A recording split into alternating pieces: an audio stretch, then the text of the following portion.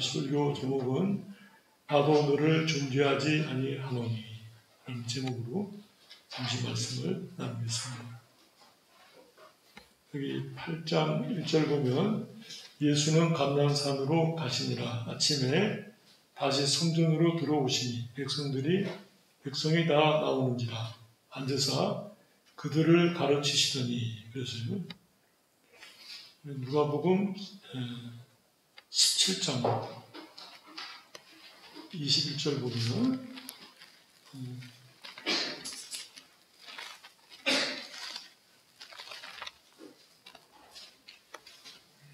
하나님의 나라는 볼 수 있게 임하는 것이 아니요 또 여기 있다 저기 있다고도 못하리니 하나님의 나라는 너희 안에 있느니라. 그 말씀이 있어요. 근데 여기 너희 안에 있다는 것은 우리 안에 있다는 것이 아니라 예수님과 함께 모인 그 모임 안에 있다. 그런 말씀입니다. 그 말은 뭐냐면 예수님이 계신 곳이 천국이다. 그런 말씀이에요. 그리고 본다면 지금 이 8장 1절 2절에 보면 예수님이 성전에 오셔서 그 백성들에게 하나님 말씀을 가르치시는 곳은 예수님이 계신 곳이니까 천국이잖아요. 근데 거기에 서기관과 바리새인들이 음행하다가 잡힌 가늠한 여자를 데리고 와서는 모세율법에 이러한 사람을 돌로 쳐 죽이라고 했는데 예수님은 어떻게 하시겠습니까? 그렇게 물었어요. 상황은 하나님의 나라, 하나님의 천국과 같은 그 예수님이 계신 곳에서 직분은 바리새인과 서기관이지만은 사실 마귀 새끼들이죠. 하나님의 자녀를 정죄하는, 심판하고자 하는, 그리고 그 주가 되신 예수 그리스도를 시험해서 한편으로는 로마 법정에나 또는 사내들인 공의회에 걸려서 넘어뜨리게 하려고 그 마음속에 악함을 가지고서 시험하는 장면이에요. 예수님께서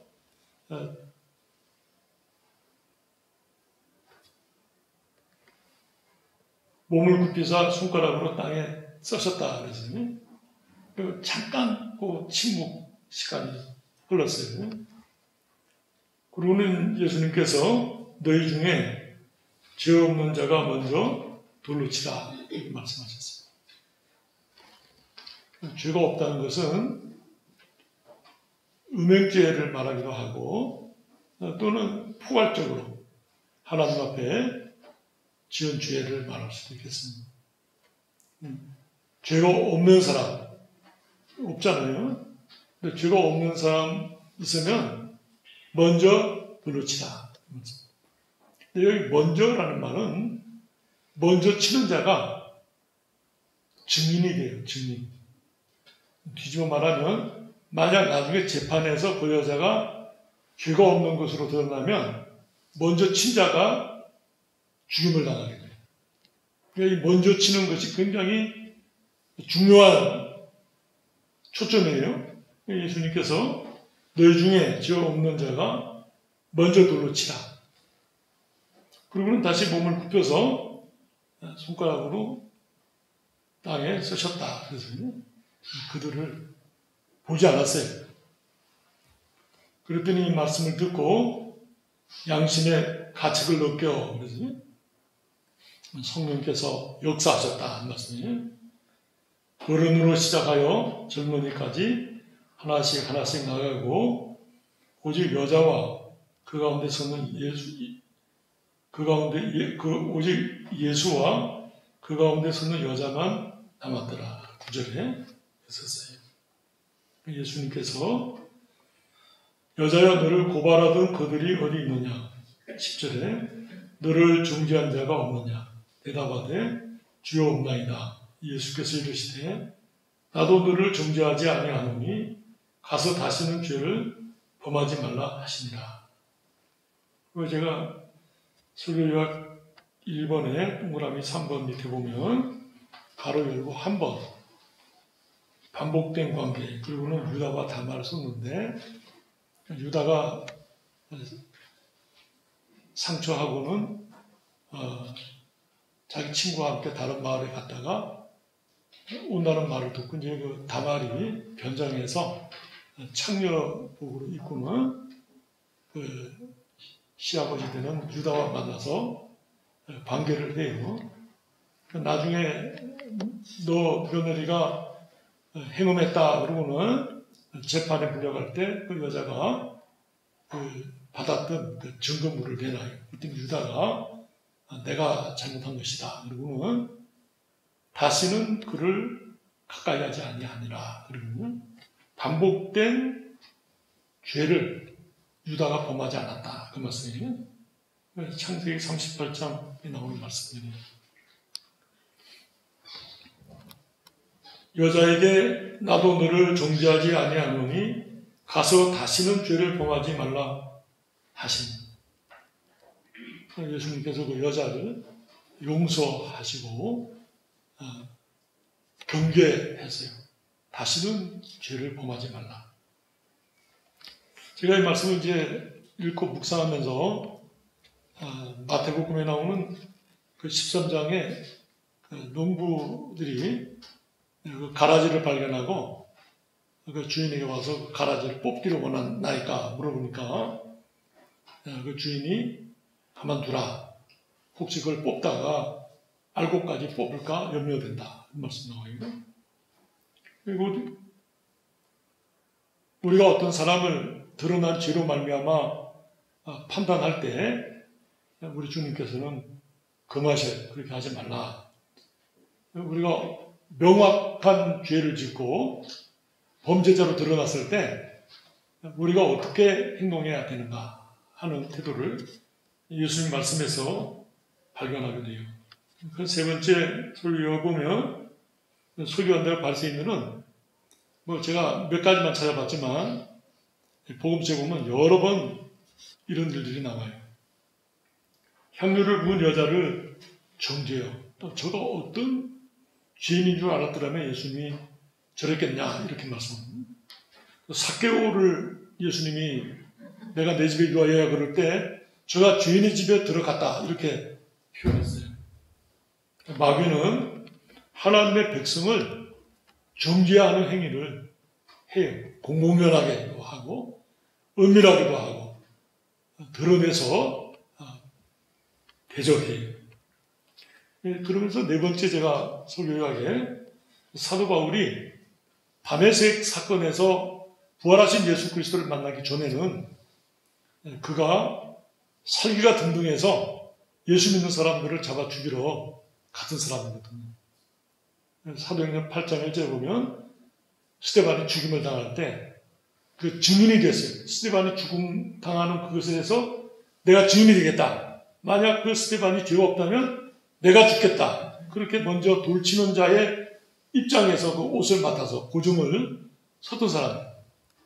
디모데전서 1장 13절에 보면 전에는 내가 비방자요, 박해자요, 폭행자였다. 이렇게 말합니다. 그러나 내가 알지 못하고 했기 때문에 주님이 나를 용서했다. 사도 바울은 만약 정죄했다면 다시는 회복될 일이 없었겠죠. 하나님의 은혜 가운데서 그가 용서해받고 이방인에게 복음을 전하는 사도로 부름을 받았단 말이에요.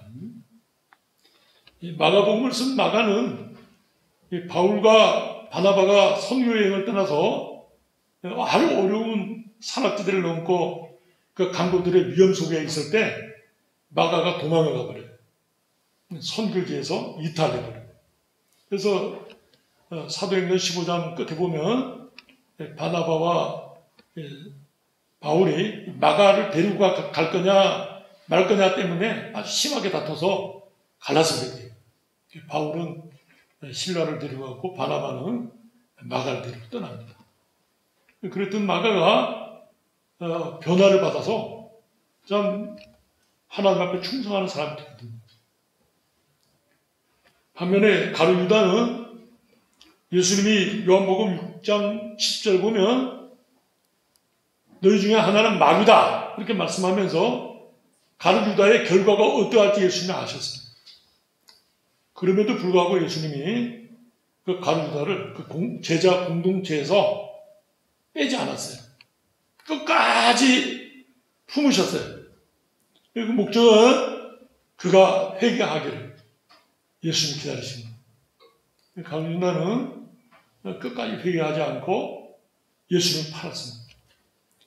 구약성에 보면 다윗이 압살롬의 반역 때문에 피신했다가 왕권을 회복하고 예루살렘을 돌아올 때 자기를 저주하고 욕하던 시므이가 먼저 나와서 죄를 자백하면서 다윗에게 용서를 구해요. 전혀 살려줄 수 없는 자였지만은 다윗이 하나님의 은혜를 받고는 시므이를 용서해요. 내가 너 죽이지 않겠다. 근데 시므이가 끝까지 회개치 않아요. 나중에 솔로몬의 왕권을 가졌을 때 죽임을 당해요. 우리가 누구를 용서하고 용납한다는 것이 쉬운 일은 아니에요. 아주 어려워요. 근데 그 용납된 자가 회개하면 하나님 그를 용서하십니다. 그를 붙드시고 하나님의 사람을 쓰십니다. 끝까지 회개치 아니하면 하나님께서 심판하시는 것이죠. 여기 나오는 정죄하지 아니하노니 이 말씀의 정죄는 심판보다 더 무서운 말씀이라고 해요. 정죄한다. 예수님께서 내가 너를 정죄하지 아니하노니.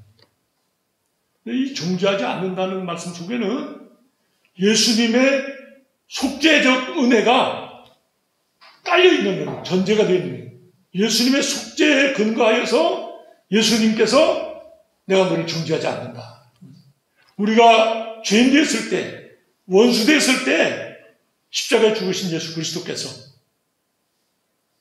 그 속죄적 십자가 사건을 근거로 해서 우리를 용서하시겠다.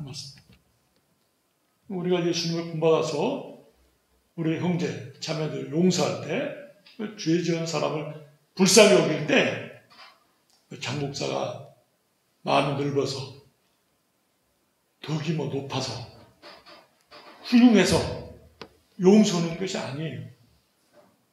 우리 모두가 예수 그리스도의 속죄적 은혜를 근거로 해서 불쌍히 여겨요. 그도 예수 그리스도로 말미암아 구속받아야 될 하나님의 사람이다. 이렇게 마음속에 가지는 불쌍히 여기고 탄식하고 그를 위해서 기도하고 그가 하나님의 자녀로 일으킴이 될 수 있도록 끊임없이 책임을 지는 어떤 면에서 우리와 함께 영원히 같이 있을 가족과 같이 식구처럼 여기는 것이죠.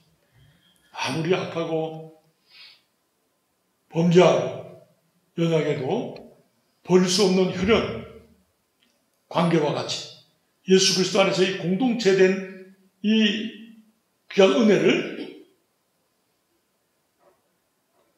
잊어버리지 않는 것이죠. 우리가 주어진 환경 속에 있는 사람들, 나와 아무 관계가 없을 수 있죠. 지나가는 사람일 수도 있고 한때 잠깐 나와 같이 몸담았던 어떤 직장이든지 어떤 관계일 수 있겠죠. 하나님은 우리에게 내가 너를 정죄하지 아니하노니 했던 말씀과 같이 우리가 우리의 형제들, 자매들을 용서하고 불쌍히 여기고 주님께서 저들에게 향한 큰 뜻이 있지 않겠는가 생각하는 것이죠. 스데반이 죽임을 당하며 초대교회 성도들이 사울 때문에 각처로 흩어져서 정말 어마어마한 고생을 하죠. 형제 자매들이 다 가족들이 뿔뿔이 흩어지고 타국으로 다 도망을 가버릴 정도니까. 그래도 하나님 그 사울을 핍박하던 사울을 회개시켜서 하나님의 사람으로 사용하셨다. 우리가 죽기까지는 그가 어떠한 자일지 우리가 알지 못해요. 우리는 피조물이기 때문에 다른 사람을 정죄하거나 심판할 수 없어요. 그것은 하나님만이 하실 수 있는 권세죠. 우리는 주님의 명령 안에서 원수를 사랑하는, 핍박하는 자를 위해서 기도하는, 죄를 짓고서 어려운 가운데 있는 사람을 위해서 기도하는, 그가 겸손하든지 회개하든지 그것은 그가 하나님 앞에 가져야 될 자세고, 우리는 다만 하나님의 사랑을 받은 사람들로서 예수 그리스도의 속죄적 은혜를 입은 사람으로서 예수님이 불쌍히 여기는 것 같이 우리가 우리 주변에 있는 사람들을 불쌍히 여기는 것이죠. 그것은 예수 그리스도의 속죄적 은혜를 근거로 해서 내가 은혜를 받았습니다. 그 사람을 내가 용서하는 거죠. 공의로워요. 그 말씀입니다. 여기 로마서 8장 1절 보면 이제 예수 그리스도 안에 있는 자에게는 결코 정죄함이 없다. 예수 믿는 사람에게는 정죄하잖아요. 왜? 예수 그리스도의 속죄적 은혜로 말미암아서 우리가 죄인이지만 하나님께서 정죄하지 않겠다. 예수 그리스도의 구속의 은혜로 의롭게 여기겠다. 그런 말씀입니다. 요한복음 8장 11절 본문 보면 나도 너를 정죄하지 아니하노니. 그래서 참 귀한 은혜를 우리가 받은 자로서 구원의 확신과 하나님의 은혜 가운데 거할 뿐만 아니라 우리와 주변에 있는 사람들, 아직 주님을 알지 못한 사람, 알지만 연약한 가운데 있는 사람, 죄를 지으면서도 그 죄가 죄인지 모르는 사람, 불쌍히 여기고 기도하는. 아무리 가르치고 싸우기까지 하면서 그 자녀를 어머니가 양육하고자 하지만 말을 듣지 않으면 나중에는 탄식하거든요. 처음부터 탄식하는 건 아니고 할 수 없을 때 탄식. 주님께 맡겨. 우리 인간으로서는 할 수가 없으니까 하나님께서 공의를 여겨달라고. 하나님이 공의로우시죠. 어떤 사람들은 가르치다가 안 되고 그냥 포기해버리잖아요. 너 적고에서 파가라고 그러잖아요. 그런 자세가 아니라 내가 내 힘으로 안 되면 주님께 맡겨. 주님을 의지하고 주님께서 이루어주시기를 바라죠. 주님께서 그 기도하는 어머니의 기도를 들으시고 이루어주시더라고요. 제가 목회하면서 그런 경우를 많이 봤어요. 진짜 아주 고칠 수 없는 사람들인데 그렇게 어머니가 가르치고 뭐 정말 목숨을 내다시피 싸우고 그랬는데도 고치지 않은 사람이 고쳐간 어머니가 끝까지 기도하면서 그 영혼을 놓치다 자기 새끼라 변화되더라. 근데 그 변화만 되는 것이 아니라 하나님 앞에 크게 쓰임을 받는 하나님의 사람입니다. 우리가 어떤 사람들을 정죄하고 그냥 에이 더러운 자식 그러고 그냥 내버려 두는 것이 아니라 끝까지 품고 기도하고 인내하노라. 탄식하며 하나님 앞에 맡기노라면 주님이 우리를 구원하신 것과 같이 그 사람을 구원해 주시리라. 그 은혜를 받았기 때문에 하나님 앞에 쓰임받는 죽도록 풍성한 하나님의 사람이 되도록 기도하시겠습니다. 하나님 아버지 은혜를 감사합니다. 예수님께서 나도 너를 정죄하지 아니하노니 가서 다시는 범죄하지 말라고 권면하신 말씀을 살펴보았습니다.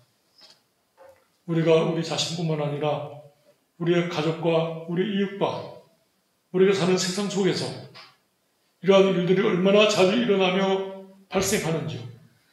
하나님 아버지, 그럴 때 우리 마음속에 예수님께서 이 여자를 공의로우시며 사랑하시며 중지하지 아니하시며 자녀로 삼으셨던 것처럼 저희들도 본받게 하여 주시옵소서.